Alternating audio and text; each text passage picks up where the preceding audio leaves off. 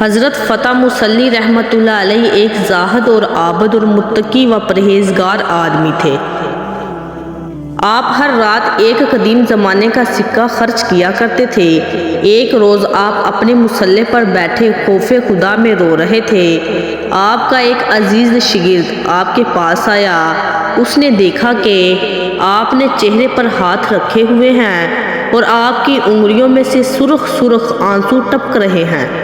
آپ نے کہا، استاد محترم، خدا کا واسطہ دے کر آپ سے پوچھتا ہوں کہ آپ خون کے آنسو کب سے رو رہے ہیں؟ آپ رحمت اللہ علیہ نے فرمایا، اگر تو نے خدا کا واسطہ نہ دیا ہوتا تو تجھے کبھی نہ بتاتا۔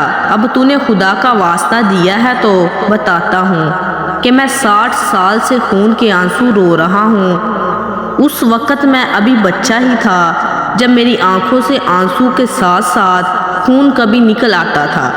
جب آپ کا وصال ہوا تو ایک آدمی نے آپ کو خواب میں دیکھا اور پوچھا، اے شیخ محترم، اللہ تعالیٰ نے آپ کے ساتھ کیسا سلوک فرمایا؟ آپ نے جواب دیا، میرے رب نے میرے ساتھ اپنے شایان شان سلوک فرمایا ہے۔ اس نے مجھے عرش کے سائے میں کھڑا کر کے پوچھا، اے میرے بندے، تو اتنا زیادہ کیوں رویا کرتا تھا؟ میں نے عرض کیا، یا اللہ، محض تیرے خوف سے اور اپنی بہت زیادہ خطاؤں کی شرمندگی سے۔